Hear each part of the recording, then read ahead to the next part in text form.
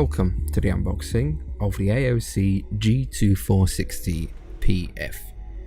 On the front of the box, we can see 1 millisecond response time, 144Hz DisplayPort, USB hub, and adjustable stand. We can also see the monitor's name, size, as well as AMD FreeSync and its logo. On the side, we have the same information. On the other side, it is also the same. Nothing at the bottom, and the same information at the top. The back is just about the same as the front. But let's have a look what's inside.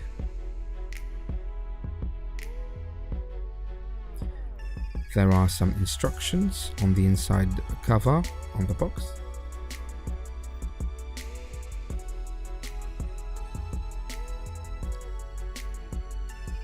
A regular AC cord, software driver with a 3.5mm jack,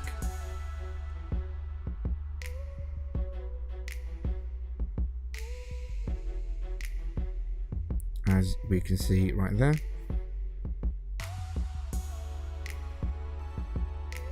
as well as a clip for the monitor stand.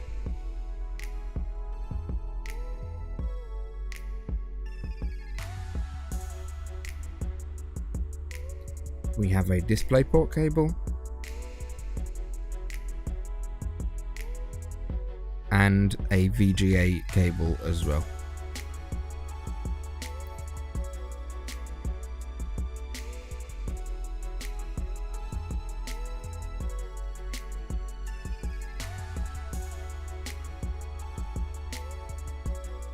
Here we can see the monitor stand.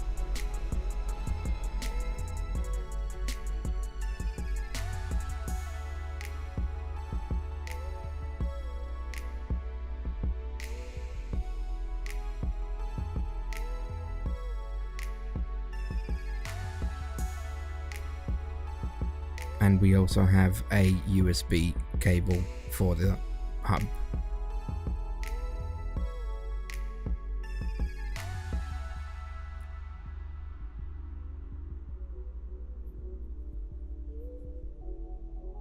Let's have a look at the monitor itself.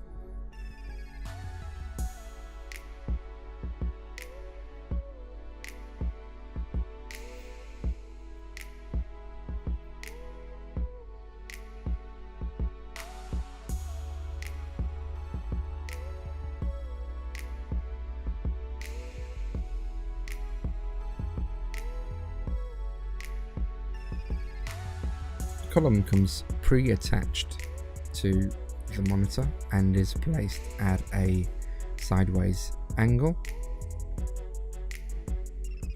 As you can see, it turns downwards to accommodate the stand and is attached via the VESA mounting.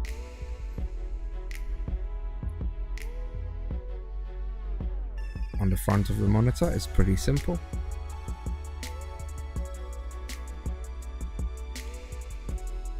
The FreeSync 144Hz logo. On the left side we have nothing at the top. On the right side we have two USB ports, and on the bottom we have the power button and the menu. Here we can see the input connections, both audio and visual, and power and USB connections.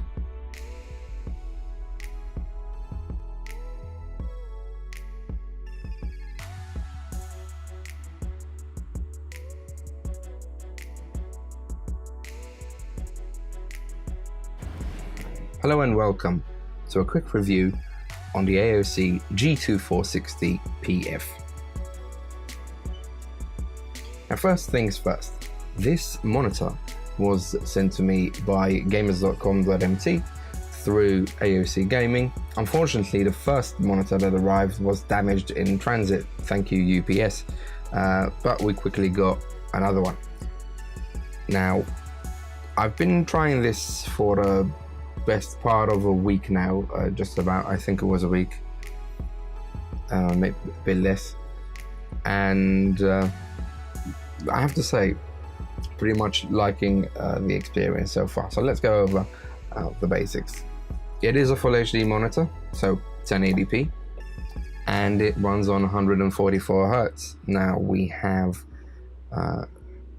as far as input connections go, we have a VGA, a dual link DVI, a DisplayPort, and an HDMI port, so lots of options there. Although here I'm using the DisplayPort. Why? Because this monitor supports FreeSync, and I happen to have an AMD card in the machine. So I'm running my R9 290 with FreeSync enabled at 144 Hz. It is also important to note that this monitor has a 1 millisecond response time. Let's start with the things that personally I don't really like. Now, this might not be a good deal, but there is, apart from the black brushed finish here, which is really nice, there is a red bar passing across where the LED is and where the menu buttons are on. The problem is that I like to color match, and as you can see, I'm going with a different theme, so that might be a bit off-putting if you are color matching. I mean, it's not really a big deal. Other than that, it's not really noticeable if you're playing a game, if you're browsing or anything, so I can't really complain about that. It's just purely an aesthetic criticism. It is a 24-inch monitor. It uses 100 by 100 standard VESA mountings, which I'm using right here. I'm not using the stand. Quick few points about the stand. It is height adjustable, and the spring in it is quite strong. It's strong enough that you can't even push it easily just by using your hand. So you need a large surface as the monitor itself to be able to height adjust. It also has the clip, which we've seen during the unboxing, which clips around the stand, just around the bottom of the stand at the back, where you can have your cables passing through and not have a mess of cables just all over the place. Things to note: this is a twisted pneumatic panel, which would be referenced as a TN panel. What is the difference between this type of panel and other types of panel? If it were an IPS, you would get accurate color rendition from any viewing angle. With this, if you change your viewing angle, say you're slightly to the side or above or below, the color rendition may be a bit off. Admittedly, it wasn't as bad with this monitor. It was the first thing I checked, and I was surprised. I mean, you can't take extreme angles. With IPS, you can be at an extreme angle and you can still see the exact same colors as you were in front of it. With this, that's not going to happen. But even if I stayed to the side of it or to this side, maybe a bit above or below, if it's not extreme, the colors are just fine. I wasn't able to test this monitor with my calibrator. Unfortunately, it doesn't support this type of monitor, but if I had to give my honest opinion, the color rendition is really good. I was surprised that it would be this good. It's sitting right next to one of my IPS panels, albeit an older IPS panel, but the colors are quite nice. The thing that took me by surprise the most is the brightness of this panel. As you can see on the camera, the brightness here is quite good, and that is at 0 brightness. I had to reduce it. It comes out of the box with a preset that's quite higher. I had to reduce it. 0 brightness is quite comfortable for me. I like being in dark settings when on my PC, so if it's night, it's going to be dark in the room. And if it's too bright, that will be a bit of discomfort for me. So 0 brightness has been good day and night. As you can see, it's daylight, maybe it's not as bright because there are the blinds on, but even with the blinds up, this monitor has proven to be quite fine when it comes to brightness even in sunlight. So FreeSync and 144Hz. There was a bit of a problem when I first started using this monitor. I couldn't use the display port. I thought it may be something from my PC because I wouldn't out the monitor, and it turned out that actually it was the DisplayPort cable. Now this is a monitor that has DisplayPort 1.2, which the R9290 supports, but it couldn't be detected with the DisplayPort cable. With an HDMI cable and with a DVI cable, it was fine. What I did, I ended up trying one of my own DisplayPort cables, and it is working right now on that cable. So I think it would have more likely been a case of having a faulty DisplayPort cable. Nothing to the fault of AOC, which would of course not supply a cable that wouldn't work on their own monitor for the features that this monitor is actually marketed for. Once I set it to 144Hz, the experience is just amazing. Even browsing, you want to use this monitor. Going back to a lower refresh rate monitor from a higher refresh rate monitor is day and night.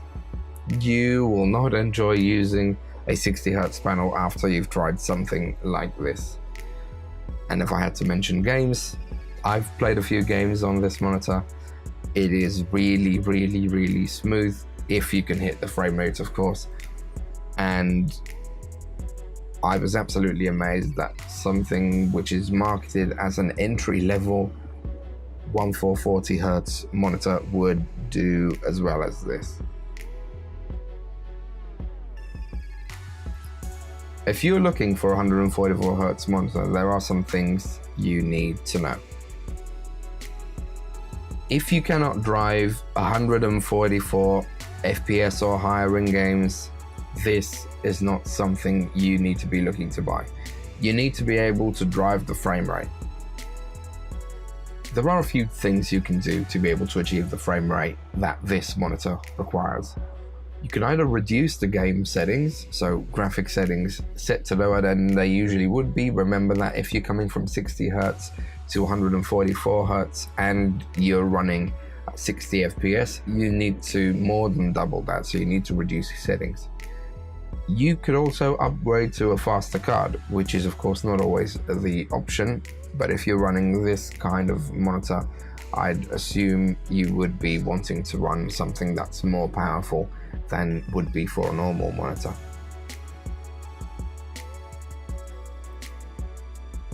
Is this monitor for you? If you're looking into getting into smoother gaming and higher frame rates, this is one of the cheapest monitors you can buy. It retails at gamers.com.mt at €285, and I think for that money, this is a very good buy if you're looking into getting this kind of gaming without spending a lot of money. Thanks for watching this review on the AOC G2460PF 144Hz monitor. Don't forget to like and subscribe. Take care.